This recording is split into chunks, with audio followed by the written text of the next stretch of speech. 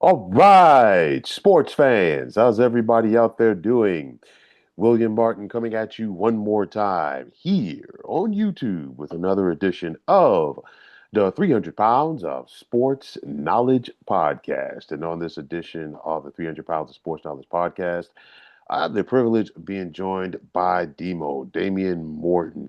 And before I go any further, Damian, I want to take this time out to tell you happy birthday, and I hope you had a great time, and I wish you many, many more returns. What's up, Will? Thank you for having me on. It's been a weekend. Uh, I can't say whether it was a bad or good weekend. I'm Hmm. still determining my behavior. Okay, So, no, it's with all that good. being said, thanks for inviting me to the show. It's been a while since I really stepped into the realm of college football, but I know that and just we'll just call it in the 20 years that I've been away from the game, it's changed a lot. Oh, listen, it's changing. Some people are happy with that. Some people are upset by it. But the bottom line is, in the last couple of years, we've seen the NILs and the transfer portal take over like wildfire. And honestly, I'm very happy for all of these athletes, male and female, who are now having an opportunity to make some money off of their name because, it's one of those where, as an athlete, um, it's, when you're at that collegiate level, it's difficult. Okay. And it's like for me, at the collegiate level, I was a walk on, but I knew the guys that, it was one of those where they were on scholarship. And, listen, a lot is asked for you. Okay. And it's like, the thing is, especially at the bigger schools, I went to a smaller school, but at the bigger schools, a lot more is definitely asked for these kids. And for them to go out there and make some money, hey, I'm all for it. Now, you're hearing stuff where, like, there's probably going to be more regulations coming down from things. I mean, everybody knows about the meeting that went down a couple of days ago with, some of the power brokers in collegiate athletics, both past and present, with President Trump at the White House. And it's basically, they're reaching out, looks like they're starting to reach out to the government for help. But even with that said, the people who needed to be in that meeting weren't there, and it's the collegiate athletes. I mean, listen, all these decisions sound like they want to be made, without them. And then you hear people like former Alabama head coach Nick Saban talking about the education factor. I'm like, listen, that's to me, I think that's very rich right there. But at the end of the day, nobody really cared until these kids started making money. Nobody cared when, the coaches could up and leave whenever they wanted to, and kids, like, even if they wanted to transfer, they had to sit out a year and so like that. Right now, I do feel there does need to be some changes to the transfer portal because I look at it like this. Some of these kids in 6 years are at six different schools. I get it. And it's the same thing with the NILs. It's like, listen, there's frustration. I get it from some of these schools' standpoint that, hey, some of these kids are signing contracts and they're not honoring the contracts. Okay, but still, you don't want to kill the movement. You just want to maybe tweak it. That's just my thoughts, man. I have a couple of thoughts on it. For Hmm. one, this is how long I've been out of the college situation. Nick Saban's retired? Holy Yeah. crap. Well, I don't even know. this Uh, is this is that's neither this here or there. this is the thing though, and I'll flip it right back to you. Saban retired a couple of years ago, and you got some other veteran coaches in both college and I mean in both football and basketball that have either retired or they're moving on to the pro level. I think it was the Northern Illinois head coach. He recently took a job with the Seahawks, I think, as an offensive assistant. And you've had, some legendary coaches on both in both football and basketball retiring. And I think a lot of it is, due to the NIL and especially the portal. I think that's the biggest thing for me. The portal is insane right now. Okay. I got no problem with these kids transferring. I would say this though, me personally, I would love to see some of these kids, work it out, with the school that they're at. But at the end of the day, sometimes like these transfers that we're seeing, it's about the opportunity to go out there and make some more money at another institution. There's hiccups in that as well because some of these kids are signing contracts and they're not honoring the contracts. Just like we've gotten to the point like some of these schools are taking some of these kids and Neither putting are the them. schools. Neither are Yeah, the schools. that right. So there's a lot to say about this. I guess so for one, I'm trying to gather all these different thoughts and ways I want to go with this. Let me just explain to you from a couple of different avenues. Hmm. Once you start giving them money, the innocence is over. These Absolutely. kids can leave all the time. They can go to Hmm. 6 different schools if they want to. You just gave them a job. You gave them Right. money. Right. So now they don't have to stay with you, IBF. They don't have to stay with you, Intel. They don't have to stay with you, Dell. I can go anywhere. That's what you did for them. Another thing, this is Blue Chips coming alive, the truth, right? Blue Chips, the movie, right? This is Blue Chips coming alive and showing you what's really going on. Like this stuff happens all the time, Yeah. and these deals are made between schools and parents, schools and students, and all they're doing with NIL is bringing that forth, right? So that nobody's getting penalized anymore, and these kids are making money. Now, let me give you two different aspects because this it really rocks my boat in two different ways. For one, you have to look at it like this: this whole thing could have been controlled by every college taking a piece of that scholarship money and allowing 1,000 to go into the bank for these kids while the other piece is paying for their education. Now, if you don't think they're at this school and you can't take care of this one person per whatever, it's a scholarship. That means you have the money. So what's the difference? Don't give me an extra food card. Give me the extra money. Put it in my bank account. That way I don't have to do no NILs and go anywhere and can honor my letter of intent and can honor my contract. See, the thing is, once you give money, all you expose is that it's never really been about the education. Oh, This is the program. This is Blue Chips coming alive. What we always knew, right? And they're trying to right. bring it to the forefront by saying we're going to give him money so that doesn't have to go on in the background. It's still going on in the background. How do you think he got him to come over here? Now it's now he can do whatever he wants. The guy can Mm. offer him, hey, we'll make sure you get this sponsored for your NIL if you can rock with us right now. And we know Hmm. about these kids. So it's over. It's over. It's over. Over. I don't. The transfer portal's alive. Cool. You guys invented it. It's your trash now to clean up. Like you should have known that this was going to happen. You should have known that this was going to happen. Now the other aspect is you ask a guy like me who played ball, right, and got a scholarship, and it's like, do you know what it's like to turn on a video game and to see your number and see you on there on PlayStation and that's not you, and they get to make money off of you? Even if you don't start, like you go pick up your guy, put him in the game, and you're like, what the heck is that? Yeah. Who's that? That's me, but that's not me. Yeah. And they should have known. I don't even know how you pass that law to feature someone without paying them. Every video game, think about every wrestling video game. All the characters are those characters on the game. So who's that person right there then? Right. What does it say just number 6 or number 72 in the program, or does it have my whole name and picture? So how do Right. you get away with that all those years and not pay those kids off of that? You're gonna put them in games to make money. You guys need to be putting some money away for them. So there's all kinds of ways they could have made money to keep these kids in school, promised to their letter of intent, whatever contract they sign. And that's what I mean. The schools never really honored it before. So why should the kids? Now that you opened it up, I think they should do whatever they want. It messed up the game. Cool. You guys, that's what you were trying to do in this whole time. Mess up the game. Like you guys are trying to figure out a way. It's kind of like reefer madness, bro. In the beginning of time, in the 30s, They just told you reefer was bad because they could come up with a price tag for something that was for free. Hmm.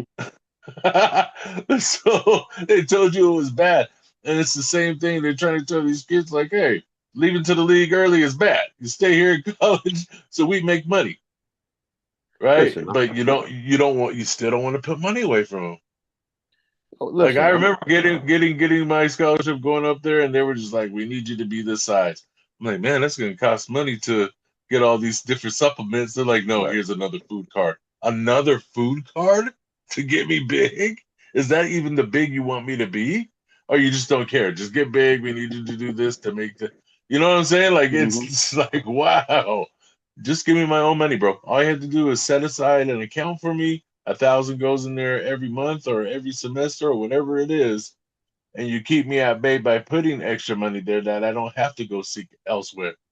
You know what I mean? Because we all know it's never been about the education if I'm getting a scholarship. It's trying to get to the pros of whatever sport I'm in.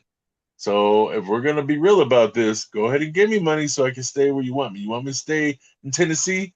Give me Tennessee money, right? So I don't have to go anywhere out of my scholarship. It needs to come with the scholarship if they want to fix this thing. Without it, you're not going to fix it. And God bless those kids going crazy, jumping ship, and doing everything because you did this to them. Period. No, listen, listen, absolutely. I mean, I think about it. I mean, I saw it firsthand in my school. I know a lot of other kids, saw it and still continue to see it. You get, I didn't, but I do know of people who personally who were recruited by, a certain coach, and then you get to that school, and then what happens? That coach takes another job, and then you're stuck at that school, and Period. then people want to complain about the transfer portal. And this is the thing, a lot of people don't really know what goes on behind the scenes because it's not even, listen, if you're a D tackle and your school is recruiting three D tackles, okay, and the coach sits up there and tells you all three of you going to start, well, guess what? You might have, maybe you might get some run here and there, but then you still got to beat out the guy who's there. He might be an All American, All Conference, whatever, like that. And then you're like number 5 or 6 on the depth chart, and you're like, time out. You lied to me. You told me this, that, and the third, and I turned down a school where they probably would have given me a better opportunity. It's like things like that, that get lost in the shuffle. And like another thing for me, people want to complain about the kids transferring. What about these schools that are transferring conferences? Okay, because at the end of the day, it's all money driven. I'm sorry, Bro, yeah. listen, listen, in no sane world should we be talking about UCLA and Maryland in the same conference. All right, because I can tell you from my collegiate days, everything was a bus ride because like all of the schools in our conference were in the same region. And that's the Right. thing. Football and basketball get the best amenities when it comes to travel. Why? Because they generate the money. Okay, outside of football and basketball, you really don't have a lot of sports at the collegiate level that generate that money. So my point is, when it comes to those travel amenities, when like you're maybe on softball or track or something like that, you're like for you to get from like Texas to like Florida or something like that for a conference, game or something like that. Whereas, you know what, you can get on a charter flight if you're on a football team. You might be taking a train, you might be taking a bus, to another train or something like that. And that could be like a 2 hour trip could turn into being like a 15-hour trip. Okay, and this is the thing that people like. That's an aspect of it, that people simply don't understand, especially when it comes to all of this conference moving around. Because okay, if UCLA has to go to Maryland for a football game, okay, UCLA is going to get on a flight, most likely at LAX. They're going to take the plane out to Dulles, maybe Baltimore, and then drive down. Okay, but if UCLA has a baseball game and they've got to go from LA to Maryland, that's going to be a little bit different. Or a softball game or something like that, or like a gymnastics meet or something like that. It's going to be different.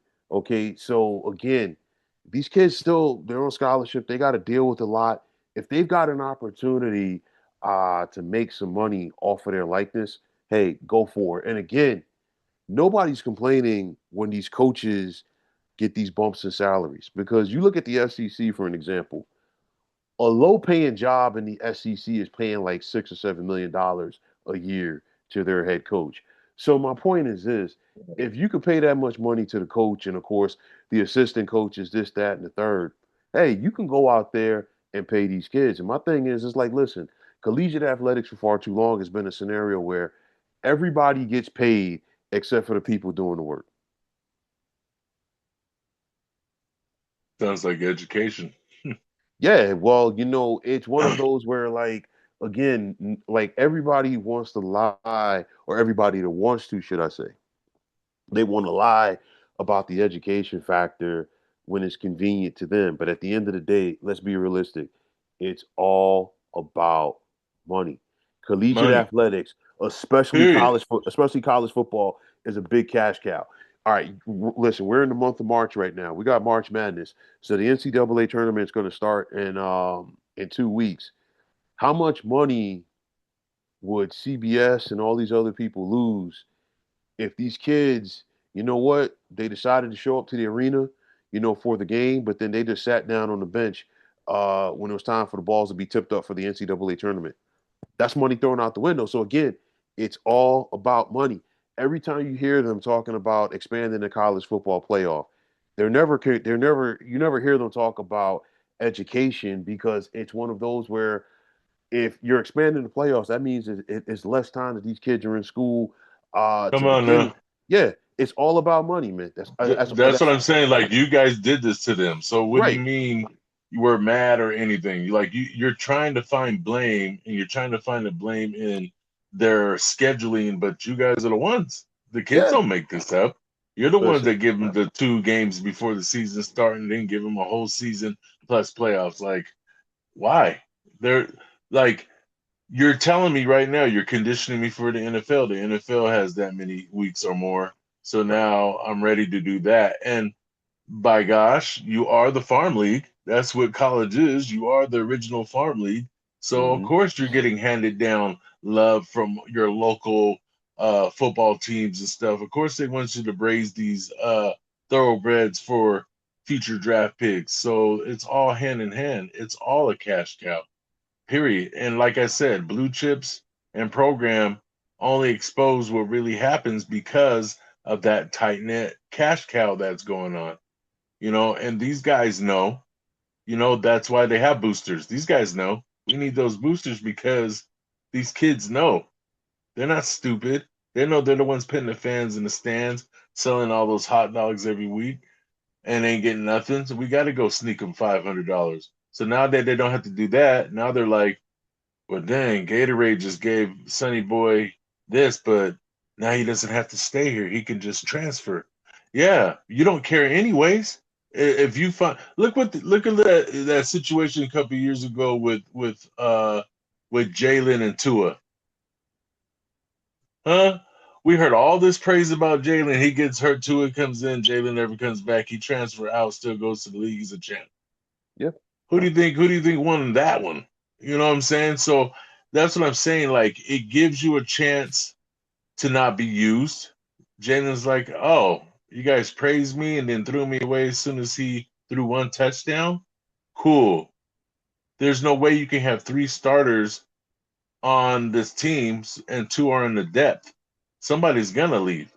Right. You think you have all these superstars. You know what some of these coaches do? It's actually a strategy. Well, I did pick up the number 1 kid in the country.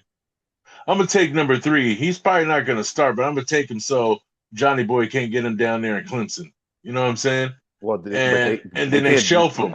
and they can't do that. They can't do that anymore. They They can't do that. can't. But that's what No. I'm saying. That's what I'm saying. You guys did this to them. Yeah. So don't like I don't want to hear it. I don't want to hear about no meeting, nothing. You guys did this to these kids. You guys made the system like this. You made us act like this. And that's why I'm saying it's offensive now.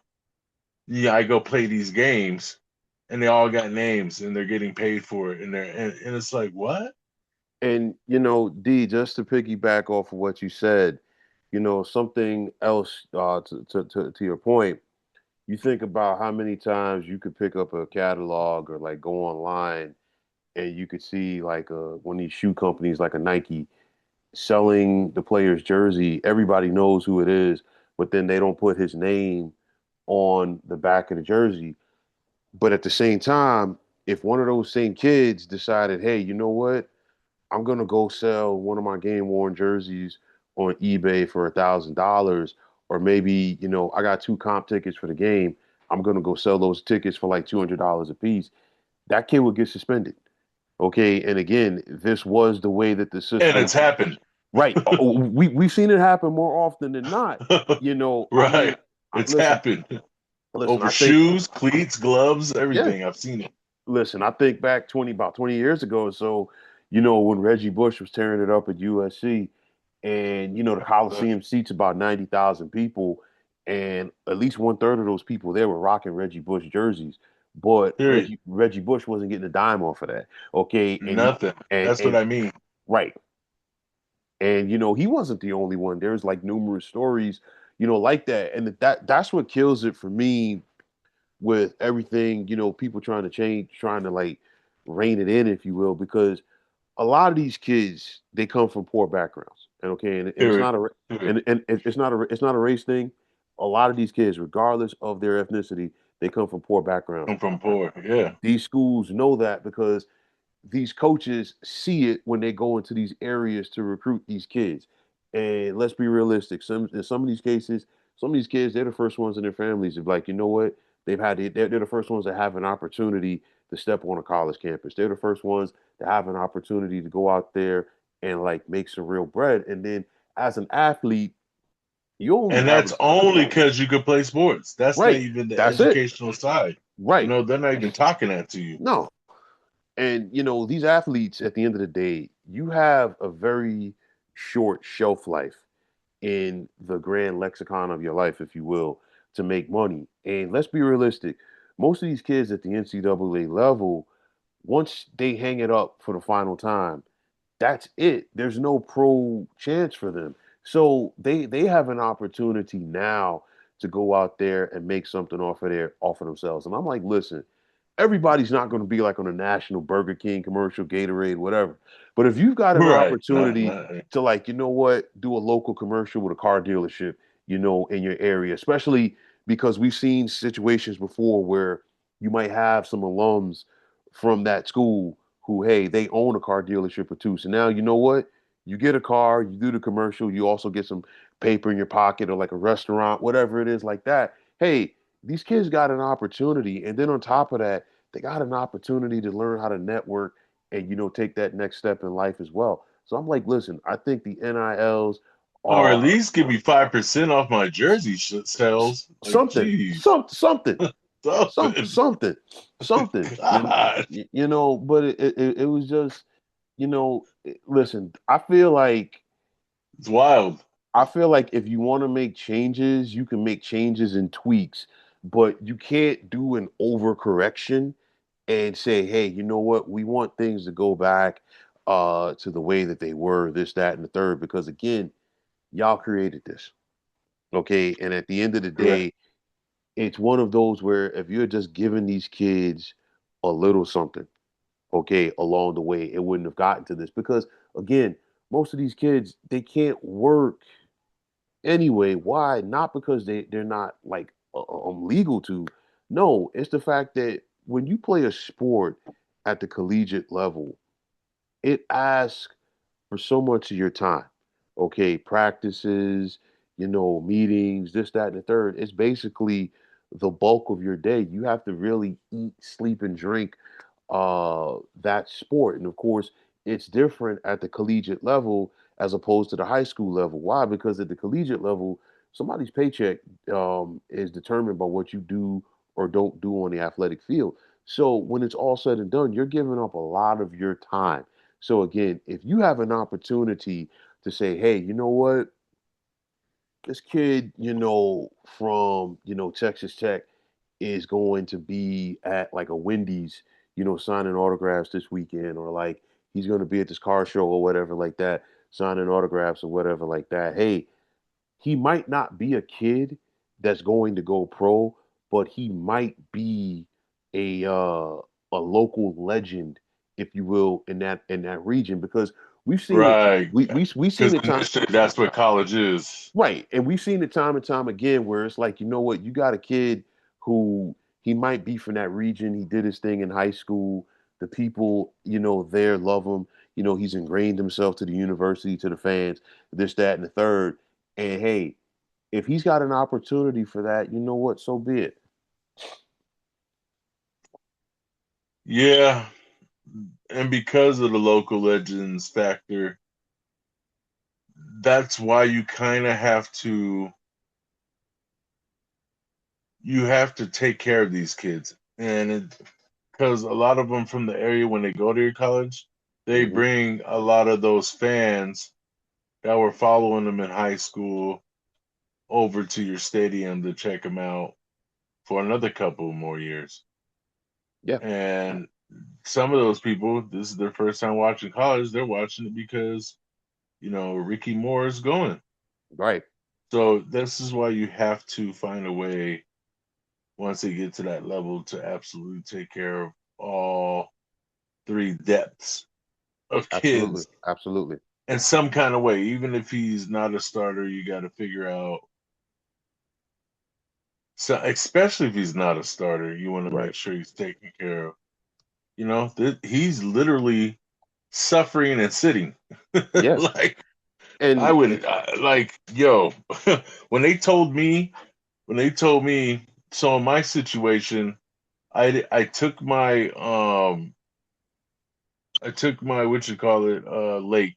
So by the time they got all my scores together and SATs, they were like, okay, so you're not gonna start, you're gonna sit. I'm like, damn, I haven't been told that in years.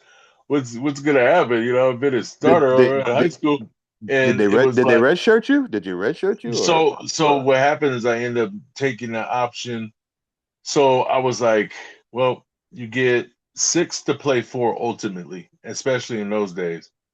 So I was like, can I um keep my legs fresh at like a community? Like as long as the classes transfer over to the university, then yeah. So I made sure the college that I was picking transferred over. I was like, all right, I'm gonna do that. So I got there late too because I was late there doing everything. I got even later to the junior college, and they were like, "Yeah, we kind of got all our spots filled, but we sure we could use you. Go ahead and come in." I was like, "Damn, I'm really about to sit here too." Like it was like one of those things. But what happened was the following year, 3 games in, I no longer was gonna play for that school, right? And I had already did a red shirt, and they were just like, you know what? Everything transfers over. You can just come up. But I was broke. Like I was broke doing all this, like trying to figure out how to go back and forth. Like I'm getting a scholarship of Oregon, but I got to go back to Cali to sit and play or whatever which way. Like the limited time I saw there just to go back up to Oregon, and I had a family situation that ended that whole thing, but ultimately it was just like, dang, bro, like I see what the chaos is. Like they don't understand a situation like mine happens to a lot of kids all over the place where they end up having to be forced to use that first year red shirt, and now you're down a protection year. You know what I'm saying? yeah, So that's why the money is important. If you're gonna give it to them because you can't promise me that I'm not gonna be in a situation like that. And if I am, I don't want my time wasted and my mind and everything else, and for right. me to have a bad experience only for me to tell my kids, you know what, I don't want you going to college, a waste of time. You know what I'm saying? Let me tell you what happened to me. You know what I'm saying? Like, you don't want that to happen, especially when they earned it, right? These Yeah. kids earned it. No, listen, absolutely. Like I said, I just, I feel like okay, there needs to be some tweaks and stuff like that. But I think like the other side of the NIL as well with what we're seeing like some like boosters being turned off because it's like they're like the schools are asking them to give money and then they give the money and then the kids leave. Or,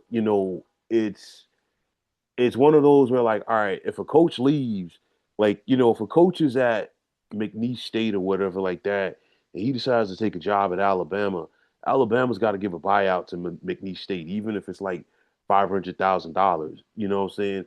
If these kids, if I'm in Illinois and I decide to leave Illinois and go to Texas, you know what? I just leave. So I think what's happening now, because I think one of the people who was in with this meeting or who's been like complaining about stuff has been a booster at Texas Tech, and Texas Tech has some deep pockets Oh because well, of course. That, well, I'm about to say, well, of course, like the Red River. Come on, man. Those yeah, guys, those guys got listen, cheese.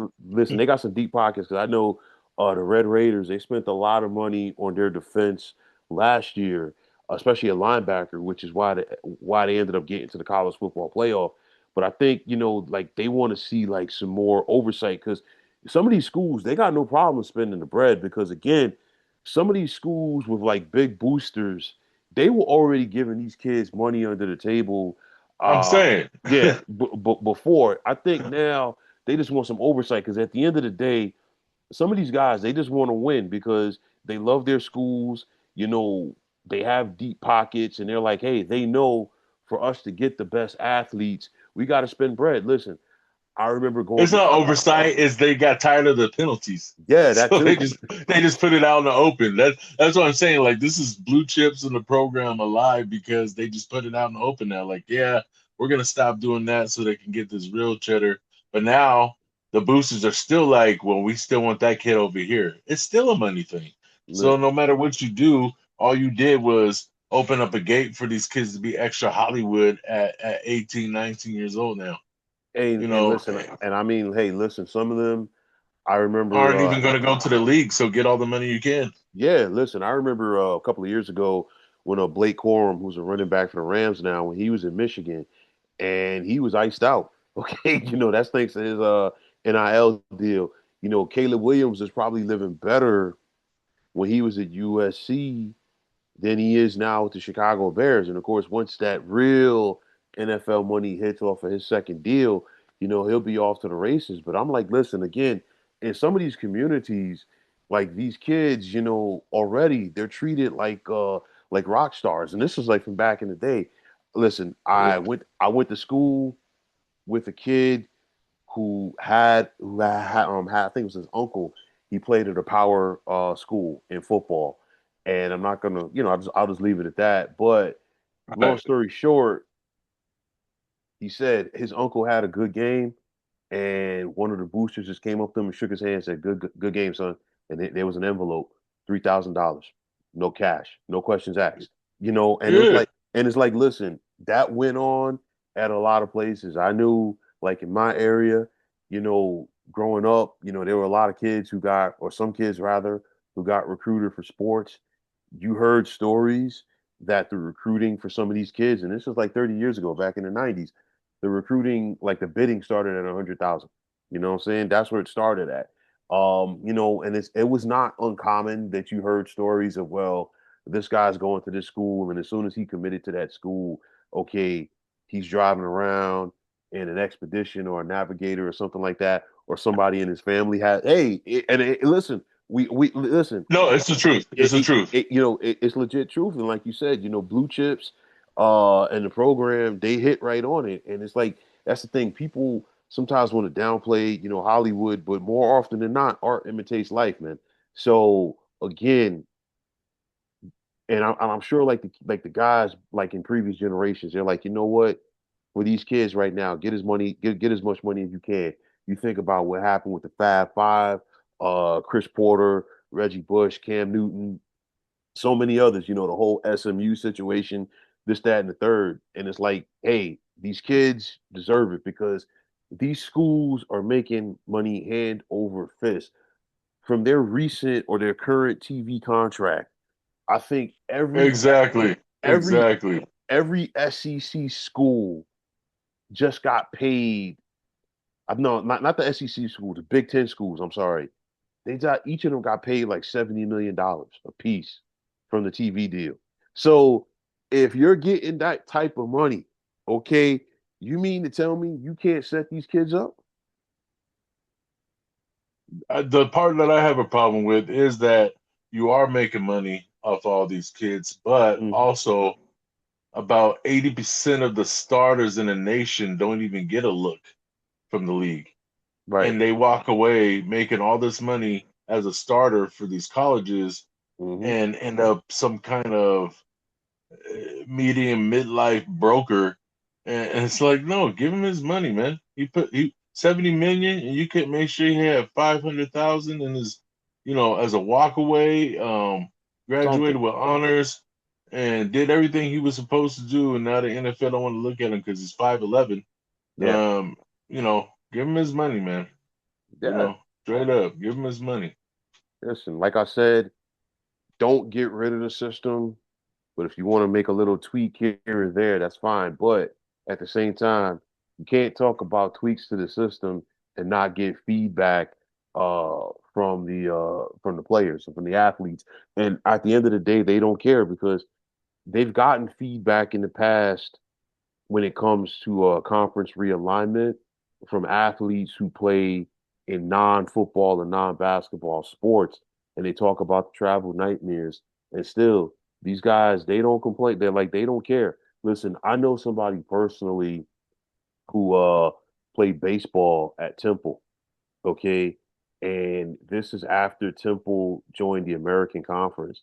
And he was telling me the travel nightmares because they'd be in Tulsa, Oklahoma one weekend for a series or like Yeah, or Houston or Memphis or whatever like that. That's a far and their away, kids. right? You know what I'm saying? Whereas if you put Temple in a conference in that region, maybe they're playing a Syracuse or maybe they're playing a Maryland or something like that or Boston College. And guess what? Yo, those kids can get on a bus or catch like a quick flight or maybe even take the Amtrak. And you be there in a hop, skip, and a jump. And it's like people don't understand it unless they have to deal with that. It's like when you got to be traveling for like 4, 5, 6 hours, to get from point A to point B, and then you're still expected to do there and do a job. It's not easy. It's not. I mean, listen, we hear about it in the pros, regardless of the sport, where, all right, this team one's got to go from, Cali to like Florida or like Cali to Canada or from New York to Arizona. Those are long flights. And they say, well, they didn't have their A game tonight. How do you think it is for the kids, man? Especially when they don't have the Well, same travel amenities. I guess that's what's gonna make it fun about having this extra money and expanding their playoffs. Well, You know, listen. Hey, just listen. because Clemson's gonna have to end up playing Washington, that's a cool little flight. Hmm. USC will end up having to play, we'll say like Villanova or something. That's a flight. So, Yeah. I mean, you already let us know it's all money, man, Hmm. because you can't do it without it. So, with that being said, that is the game. That is the college game, and that's why you have to be considered the absolute farm league for the big two at least. Yeah. Like you guys make enough cheese, and now you want your athletes to stay put. How dare you? Well, nah, because it's like, listen, it's one of those where now they see what can happen, but again, who didn't see this coming? But again, these kids, like, I mean, I'm not trying to sound like a broken record. These schools make money hand over fist because off of these kids, because you think about it, when some of these schools get good in like basketball or football, just sit back and look at how the enrollment at that institution increases. Okay. I think back to when I was in junior high, and that was when the Fab Five came onto the scene in Michigan. And Right. you think about it, how many guys were rocking Hirachis during that time because of the Fab Five? How many guys were wearing their shorts, a certain way, or how many guys wanted to have Michigan gear, because of the Fab Five? Or like I think back to the '80s, how many guys wanted to have Georgetown gear because of their basketball team, this, that, and the third. So, people see this on TV, and at the end of the day, I think the people at the collegiate level are just trying to look over the fact and they don't. They want to admit it, but they don't want to admit it at the same time. And what that is sports, is entertainment. Athletes, regardless of what level that we're talking about, athletes are entertainers. People put on those college games on Saturday because they want to be entertained. And this is another aspect of it. You don't want these kids to make money, but how many times do I put on a college basketball game or a college football game and it's sponsored by DraftKings or FanDuel or something like that? Bro, they telling you the whole time it's about money. Right. And I'm like, Coca-Cola is sponsoring my college game and I'm yeah, broke. yeah. And I'm like, I listen, you told got you, and it's just like that same syndrome. If I'm a local hero, how many people are gonna follow me over to the game? Just like you're saying, how many people are gonna enroll now that we have a squad? How many people? And I can't even like you're over here over. I have to pay the same amount as the other kids for my peanuts in the machine. yeah, That should like, no, what? no, no, no, no. Listen, I mean, it's one of those where it's Lord, listen, it's a lot of neglect.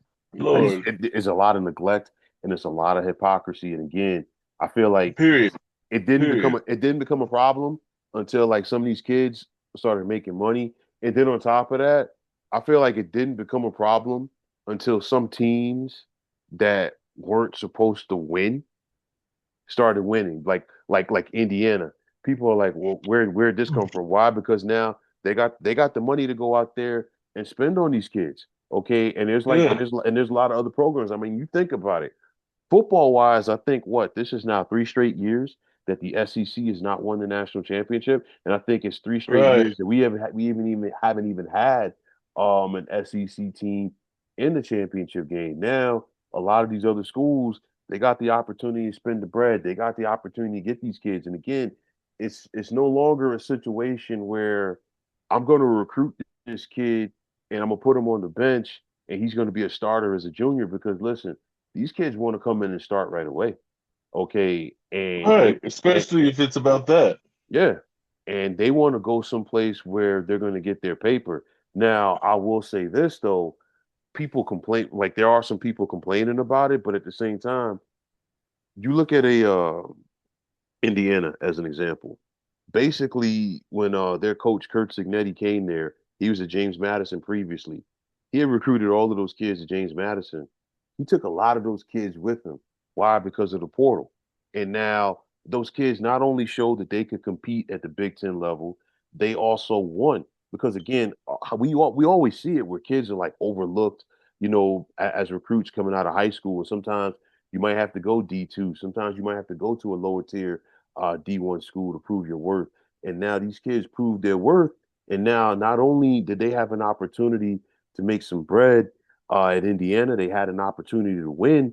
And on top of that, some of these kids are going to have an opportunity now to go to the NFL because they showed that they could win in the Big Ten. So What listen, do you think that title did for them? What do you think that title did for them? I think it was huge, and not only them. I think the fact that you had a coach in Signetti who was not afraid to come there, and on top of that, he wasn't afraid to stay because a lot of people figured as soon as Penn State fired James Franklin, oh, we're gonna go get Kurt Signetti. He was like, no, I'm not going there. I'm trying to build my own legacy here. So now, when you thought about Indiana before, you thought about them primarily as a basketball school. Now you're like, okay, you know what? This can be a football school, and you looked at it, and Basketball, you that's look at funny. you look at the overall landscape of things. You're no longer gonna have, you know, college football just being Alabama, LSU, Texas, Ohio State type scenario. Now, these institutions are still going to spend the big money. Don't get me wrong. But now, Absolutely. listen, if you got the boosters and you got the pockets, these kids are going to go where the money goes. I mean, look at college basketball. Kentucky and Duke and Michigan State, they're going to go out there and still spend the bread. But hey, I guarantee you there's going to be some teams this month in the NCAA tournament that are going to make runs and upset the apple cart who aren't supposed to be there. Why? The money. And it's like, Yeah. and you got the deep pockets and you got the coaching. Hey, you can go out there and get those quality kids, and not only getting them, and that's the other thing which like some of the coaches are complaining about because they basically have to re-recruit these kids every single year now. You know what I'm saying? It's not like, Right, because listen, you take a college like University of New Hampshire, and mm-hmm, now they've had back-to-back 1,000-yard wide receivers. Win, like win, bro. mm-hmm, mm-hmm. Listen, What? Rhode listen, Island has 1,000-yard running back? listen. What? The game has changed, and people don't want to accept the fact that hey, you can't. Once the toothpaste is out of the tube, you can't put it back in, man. And that's where You we're at. can't, man. It's a No, mess. It's a and mess trying. and that's where we're at with collegiate athletics. So I think instead of trying to like shut things down, I think people need to embrace it and just, if anything, you have to adjust with it, but then also you can make some tweaks or adjustments to the system and go forward. But again, like we said before, all of this is because they didn't want to budge before and give these kids a little bit. And now, hey, they've opened up Pandora's box, and That's that's it. that's it, bro. That's That's it. it. That's the nail on the coffin right there. Mm-hmm. You didn't want to budget them out Mm-hmm. something out of that scholarship money that first of all, these kids should never have to pay full price for anything. You give them money to take it back. No, Yeah. give them money so that it gives them something that Yeah. pushes them forward. And it's like I'm broke when I'm taking the SATs. I'm broke my senior year. I'm broke trying to get here, and then I'm broke even more while I'm here trying to get to my 50 to $180,000 job that I Yeah. might pull with it's just it's not enough because half that time I don't even get to see that work. And Yeah. that's why it's never been about the education. You know what I'm saying? You're flying me everywhere, you're running me in the dirt, you got me doing commercials, giving you money, all this. Bro, enough is enough. Pay the kids. Don't complain if they leave. Don't complain about anything. You made this system. Right. Absolutely, man. But D, man, trust me, man, this has been a pleasure to have you on here, man. Thank you for your insights on this subject, man. Thank you for your commentary. It ain't the first time that you've been on here, and I know it won't be the last. But once again, man, much love, man. Yeah, I appreciate you, Will. It was fun being on here and just talking about what's going on these days. The future is bleak. We'll see what happens this next round. Yes, sir. And for all you folks, if you like what you heard and saw in this podcast, you know what to do. Just hit that like button as well as subscribing to this channel. And like I always say, it's greatly appreciated. Also, if you're on the X, formerly known as Twitter, you can check me out anytime at 300 pounds of sports. And like I always say, if you give me that follow, it will be my pleasure to follow you right back.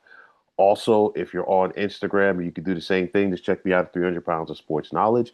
And of course, if you're on Facebook, you can check out guys like myself and Demo at the Sports Depot 365. And for Damian Morton, my name is William Martin, and I'm signing off. And I'm saying thanks once again for checking out the 300 Pounds of Sports Knowledge podcast here on YouTube. Be well, everybody.